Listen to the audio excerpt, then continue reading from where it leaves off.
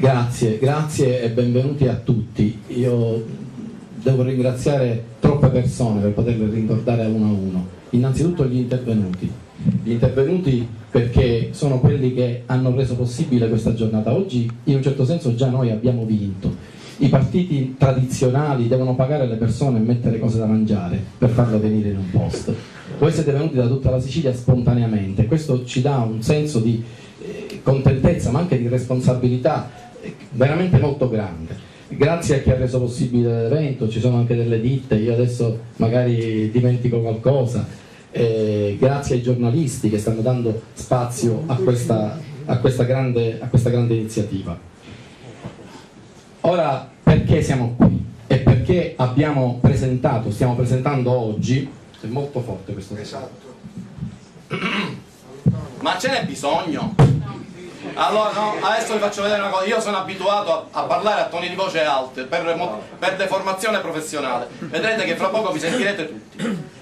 Allora, il problema, noi perché siamo qui oggi? E perché presentare un movimento indipendentista nella Sicilia di oggi? Io non devo convincere voi. Chi è venuto qui già ha una storia nazionalista e indipendentista molto forte.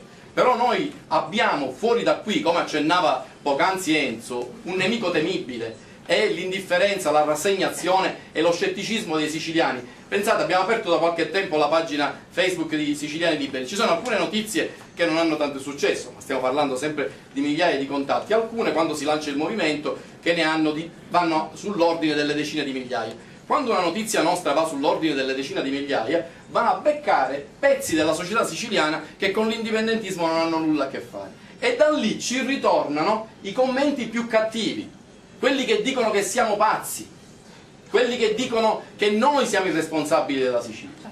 Non Cuffaro, Lombardo, Crocetta, no, siamo noi indipendentisti. Quelli non lo sapevo e ne prendo atto, che siamo noi che non abbiamo mai governato, con uno statuto mai applicato, siamo noi i responsabili della Sicilia. Noi ci andremo a confrontare con queste persone che sono nostri fratelli e sorelle che sbagliano perché è stato inculcato loro questo valore o questo disvalore, e quindi noi dobbiamo giustificare innanzitutto a noi stessi perché questo nuovo soggetto politico e perché non continuare con quello che si è fatto sino ad ora oppure con i soggetti politici nazionali. Molti ci dicono: ma già non c'è l'autonomia, ma perché dividerci dagli italiani, ma perché non facciamo funzionare lo statuto? Qualcuno miracolosamente sa che lo statuto non è del tutto attuato, è da 10 anni, da 15 anni che butto voci e che buttiamo voci in tanti per dire che la regione siciliana non esiste, esiste solo sulla carta, e qualcuno in Sicilia, stima un 20-30%, comincia a orecchiare l'idea che noi non siamo una regione a statuto speciale ma siamo una colonia italiana. Eppure la risposta è: ma come, c'è lo statuto, là c'è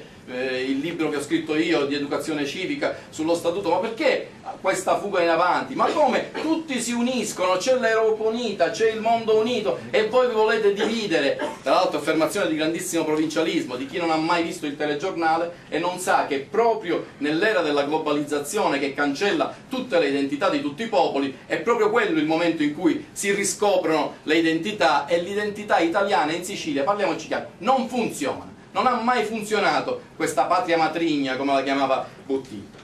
Non è che l'indipendentismo non c'è stato in questi 70 anni o 150 anni e passa. L'indipendentismo c'è stato, e oggi qua ne abbiamo delle importantissime testimonianze e rappresentanze che poi chiameremo pure a fare un saluto, perché alla fine l'obiettivo è comune, non abbiamo nessun interesse di fare concorrenza interna all'interno dell'indipendentismo. Solo che le condizioni dei decenni passati erano tali che purtroppo l'indipendentismo poteva essere fatto soltanto a livello di testimonianza, cioè come fatto culturale. Io potevo dire: la Sicilia oggi è colonia, io mi riunisco con alcuni soggetti che lo capiscono, che lo sanno, che conoscono la storia, ma questa cosa non bucava nell'elettorato, perché l'elettorato fino a 10 anni fa, 15 anni fa, proprio per sedare questa identità siciliana, era drogato da dosi massicce di assistenzialismo, posti pubblici, prebende che non creavano sviluppo, che hanno creato sottosviluppo, e grazie alle quali qualunque discorso indipendentista sarebbe sembrato strano. Oggi però l'indipendentismo non è soltanto necessario perché questo clientelismo è finito, non è solo un discorso di pancia, è un discorso anche di pancia, di cuore, di testa. È un problema ormai per la Sicilia di sopravvivenza. Noi dobbiamo spiegare ai nostri concittadini che se non doteremo in tempi brevi la Sicilia di un soggetto indipendentista forte, riconosciuto, riconoscibile nella società siciliana, non è che noi ce la passeremo male, noi moriremo. Questa è l'alternativa che deve essere detta e della quale ancora i siciliani non sono consapevoli. Ha accennato Antonella poco fa alla questione finanziaria, che è la madre di tutte le questioni. Andate a guardare un certo giornalismo di regime, fatti salvi i giornalisti intelligenti che sono presenti oggi perché ci stanno dando spazio. Un certo giornalismo di regime ha messo in evidenza una cosa che è verissima, e cioè che questi partiti, omettendo di dire partiti italiani, attraverso la mafia, la corruzione, il malaffare, si sono mangiati le risorse pubbliche e in Sicilia non hanno dato nessun servizio. Però questo, guardate, ho visto dei servizi un po', succede in tutta Italia perché è tutta la politica italiana che è malata.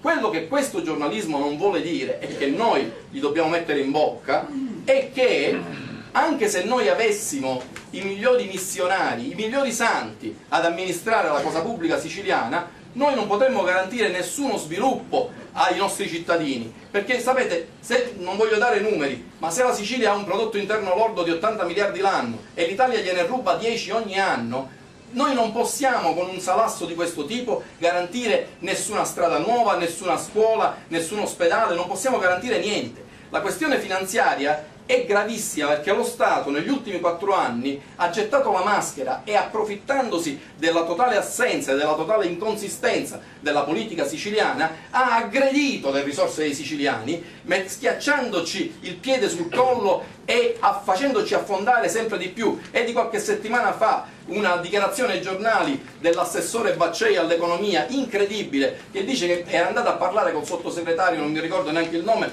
del bilancio della Sicilia, ha detto mi sono divertito parlando del bilancio della Sicilia. Cioè questo signore che viene dalla Toscana si diverte con i soldi miei, ma come sta andando a finire? Cioè noi non abbiamo nessuna speranza di sopravvivenza se ci continueremo ad affidare a questo tipo di persone.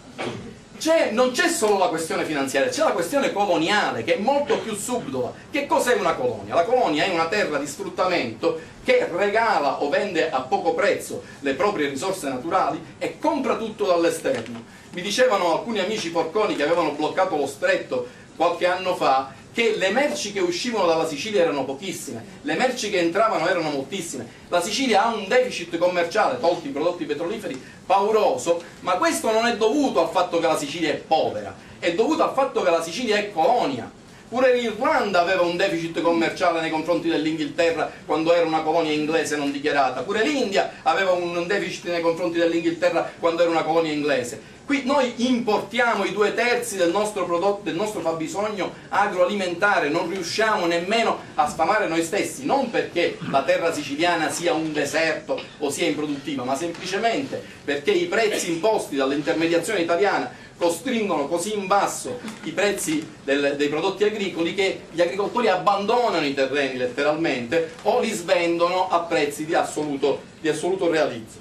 Tutto questo significa che noi dobbiamo assolutamente creare questo soggetto e lo dobbiamo fare proprio per evitare questo avvitamento senza fine. Qualcuno potrebbe dire non giriamoci intorno, perché non ci avete pensato prima, oppure molto più vicino, che cosa avete fatto nel 2015? Siete litigiosi, vi litigate con altri indipendentisti. Ho letto tante cose sul web, ci sono questioni di personalismo. Il professore Costa vuole fare il primo della classe, io non volevo fare niente, spero che mi crediate, io non volevo fare niente, volevo fare il professore universitario.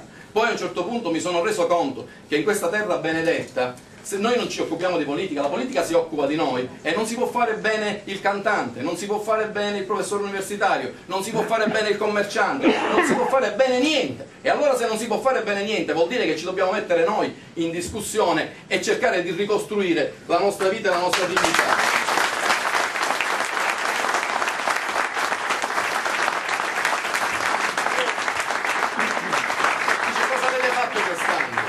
Abbiamo cominciato, è vero, abbiamo cominciato a gennaio, a maggio con un'altra ragione sociale, è vero, però a un certo punto io vi dico una cosa, ci sono delle scelte drammatiche che si fanno e per me è stata una scelta drammatica, un salto nel vuoto. Voi tutti in questo momento mi avete seguito buttandovi nel vuoto pure voi, poteva anche non succedere, potevo cadere e rompermi le gambe da solo. Però ci sono state due cose che mi sono sembrate non più differibili. Innanzitutto bisogna garantire che il soggetto indipendentista che diamo abbia una leadership non compromessa con il passato regime e il vecchio soggetto